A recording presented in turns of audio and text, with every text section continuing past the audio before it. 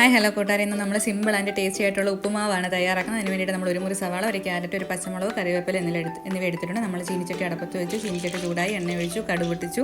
നമുക്കതിന് ശേഷം ക്യാരറ്റ്, സവാള, പച്ചമുളക്, കറിവേപ്പില എന്നിവ നമ്മൾ ആഡ് ചെയ്ത് കൊടുത്തിട്ട് നല്ലതുപോലെ ഇളക്കി കൊടുക്കുക.